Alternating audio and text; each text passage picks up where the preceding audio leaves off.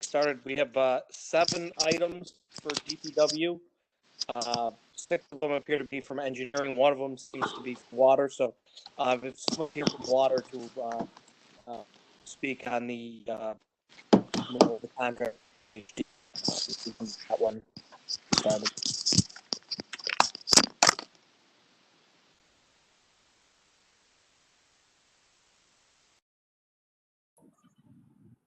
I had a little trouble hearing. You want to do the water one first or engineering ones?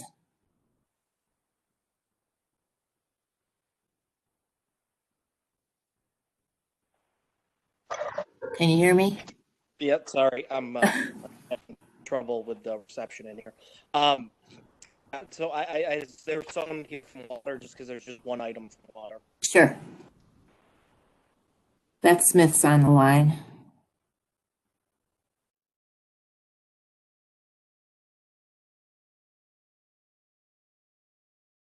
Paging Beth Smith. Beth Smith. Can you unmute Beth? Okay. Yeah, we'll start with engineering then. Okay. All right. Good afternoon, counselors. Most of these items are TIP projects. The first one is the West Genesee Street Mill and Pave project, where we're milling and paving between Salina Street and City Line. It's a very big project. We're asking to amend the bond authorization, the DOT agreement, and the project authorization for the detailed design phase for $384,000. The original preliminary design was $300,000, so that brings the total design phase to $684,000. We are getting 80% federal funding and 15% Marchicelli, leaving a 5% local share. Woo, woo, woo, woo, Marsha Shelley, yes. Any questions on that one? Mary, I know we don't have this yet, but in theory, what's our plans for how it'll be configured? Like, will there be any kind of safe street type design that goes into this? I'm not sure I heard the whole question. It's a straight mill and pave. We're not altering lane configurations. We are upgrading corners to meet ADA. So what's the design component of it?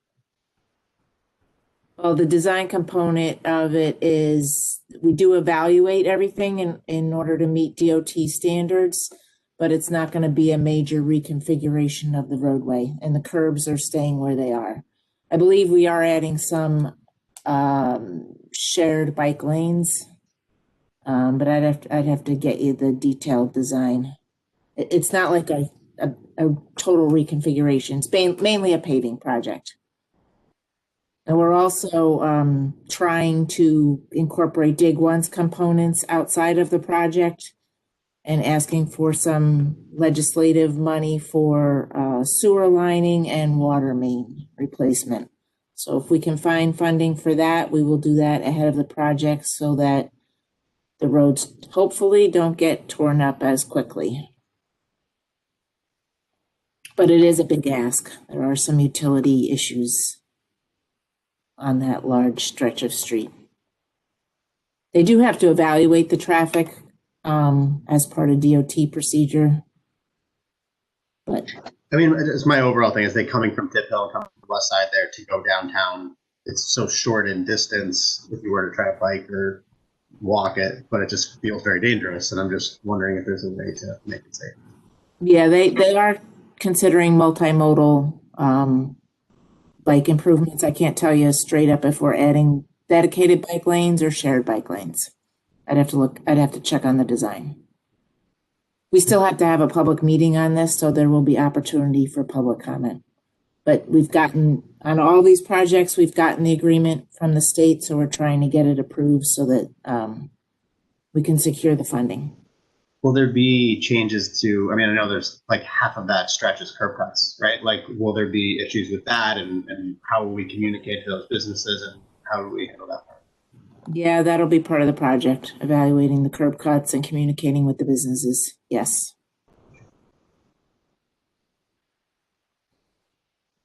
It's a big project. Other questions for my colleagues on this item?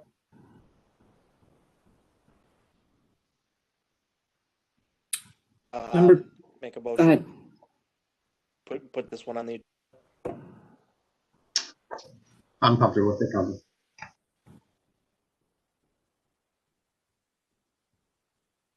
I'm okay, Council.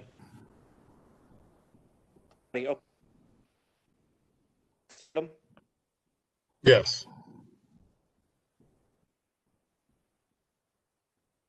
Can you hear me? Hello? Yes, We can Council, I barely can hear hear you. you, Joe. You're going in and out. So I have terrible reception right now. Yeah, next item, Mary. Item number 2 is the downtown Milan Pave tip project. The roads involved on this one are Montgomery Street from Adams to Erie Boulevard, East Jefferson from Clinton to Montgomery, South Clinton from Jefferson to Genesee, and Warren Street from Salina to Erie. We're amending the bond authorization, the DOT agreement, and the project authorization to add the construction and construction inspection phase. This project will happen in 2021, and it is 100% funded with 80% federal funds and 20% state funds. It's not Marchicelli money. They offered to contribute 20% state funds, so I did not argue with them. So that's it. And it's the amount is 4 million. The construction and construction inspection is 4.144 million. So the total project is 100% funded for a total not to exceed amount of 4,810,000. Questions from my colleagues?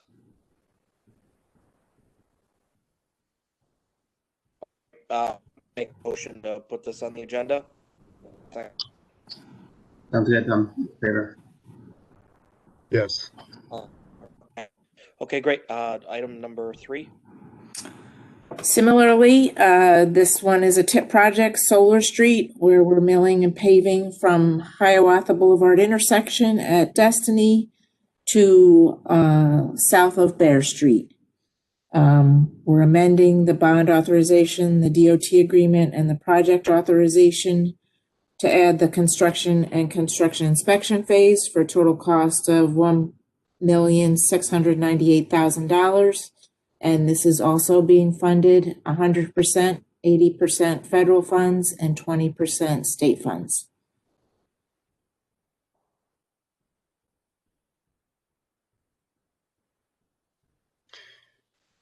We are doing good, Mary. Don't change. Just keep going like that. I wish I could, Counselor. Any questions on that one? And that one will be done next year also, 2021. In favor of that one?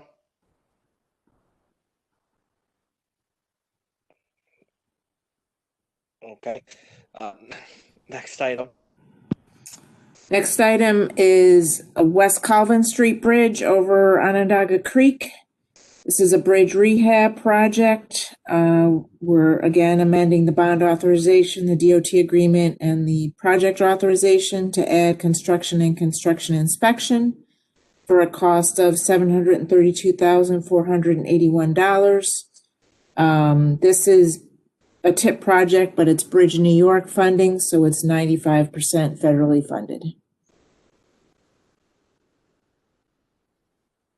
And this will also be done next year. On this item?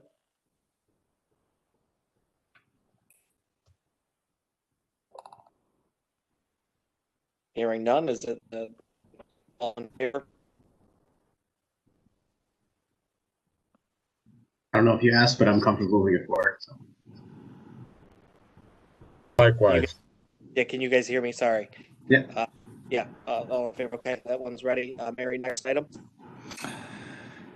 Next one is East Brighton Ave Bridge over the New York Susquehanna and Western Railroad.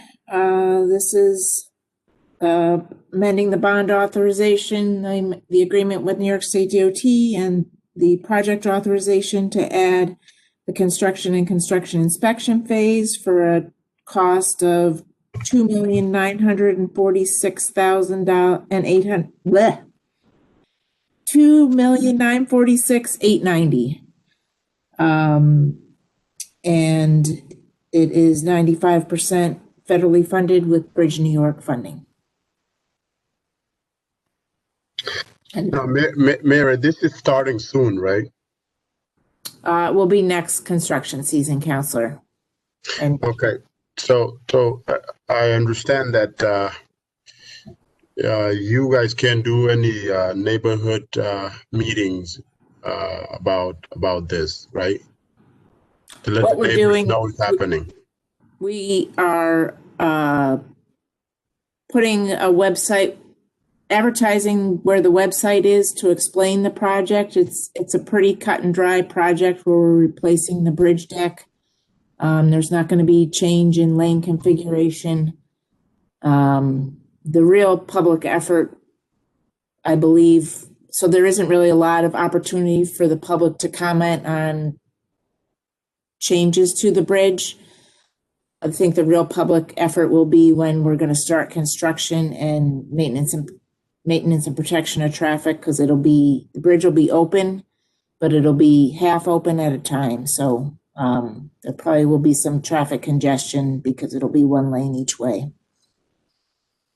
But if there's Okay. anybody you want to reach out to let them know about the website and the public comment period, we're open to that. Okay, so I take, when this construction take place, you will send out notices letting people know it's starting and when it will end, right? Yeah, and we'll be dealing with our communications team to do press releases and get the word out, that just like we do for our mill and pave projects.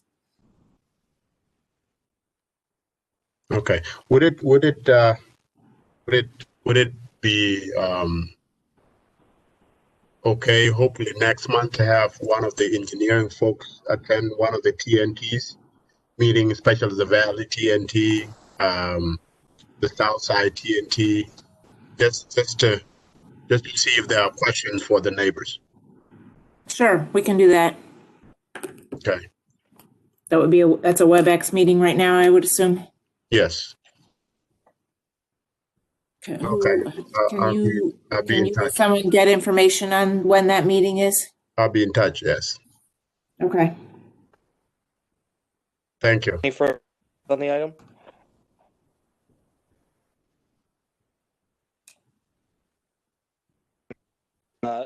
All in favor of this item? Yes. Yes. Okay, next item. Item number 6 is an acceptance of lining 2 manholes on the 300 block of Leavenworth. This is FS Development Associates is developing the Merrill Sewell redevelopment project at 600 North Franklin Street, and this is to meet the county's 101 offset for increase in sanitary flow as a result of their project. So they just have to line 2 sewer manholes on the 300 block of Leavenworth and replace the frames and covers. That helps prevent stormwater leakage into the system. And then upon completion of that work, we'll inspect it and accept it. No cost to the city. Mary, what does it cost the developer to do this? I think for each manhole, it's about, I'd have to get you the exact cost. It might be $1,500 a manhole, $2,000. I can find out and get back to you on that. Any further questions on this one?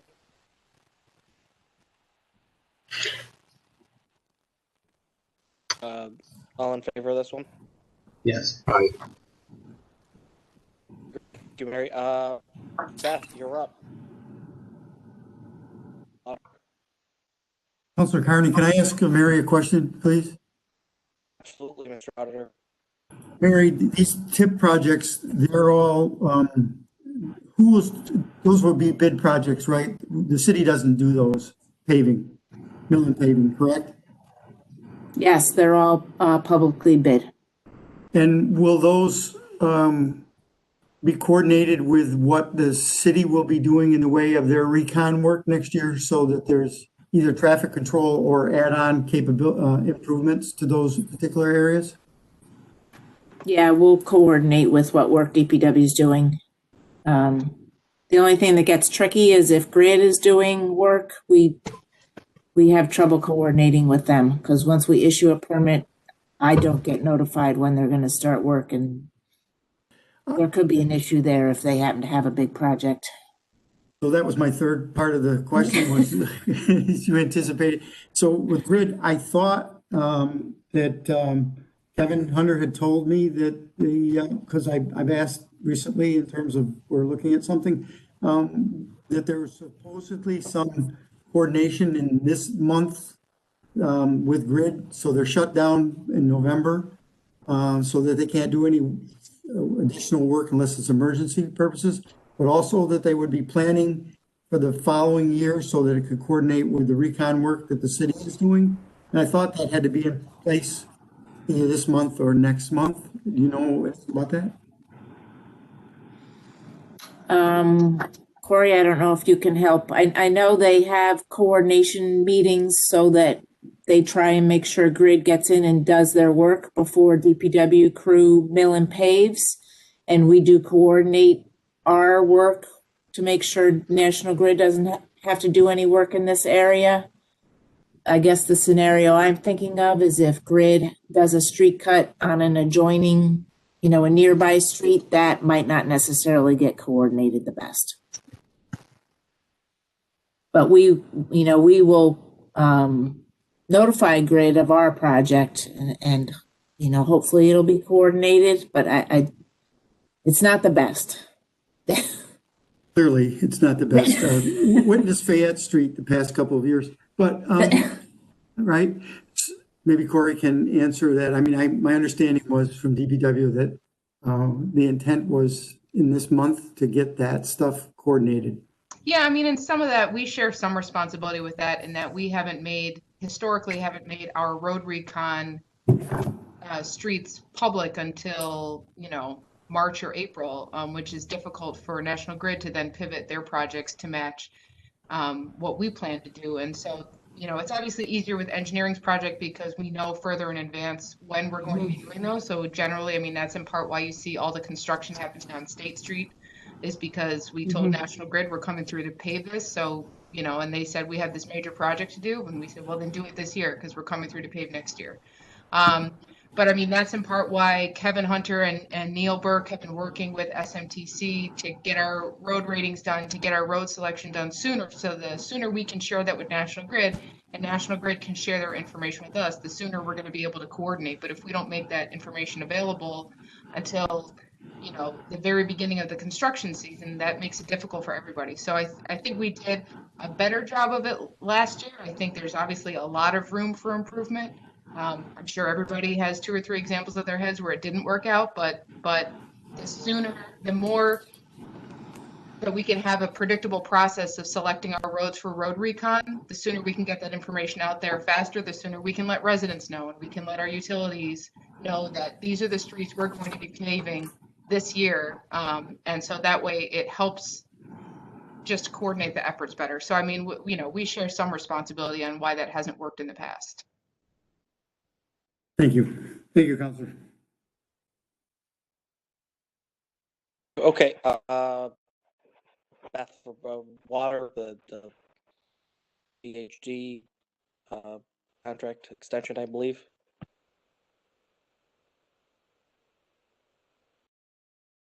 Yes. So the contract extension for GHD on our general engineering services contract. This is just to coordinate and line up our contract year with our fiscal year. Because right now the contract runs from January to December and the fiscal year runs from July to June. So there's always a little window where, if we utilize all of the money in the budget in the contract year that ends in December, and we had a new contract start in January, there's no money left. So we just want to just coordinate and get the same cycles for our fiscal and contract dates. Any questions?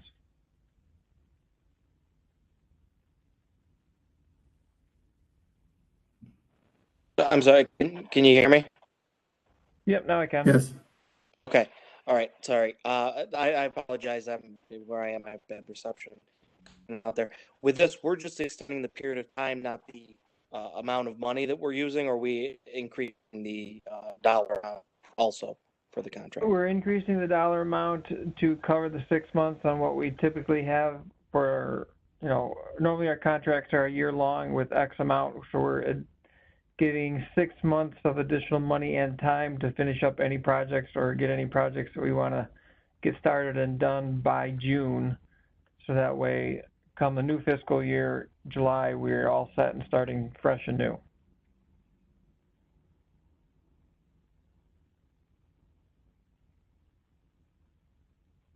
Any questions for my colleagues on this one?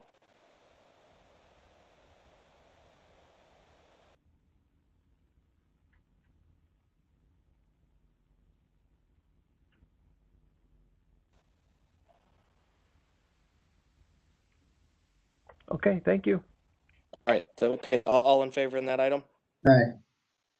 Aye. All my items are ready to be moved to the agenda, and I believe that's the meeting. Thank you.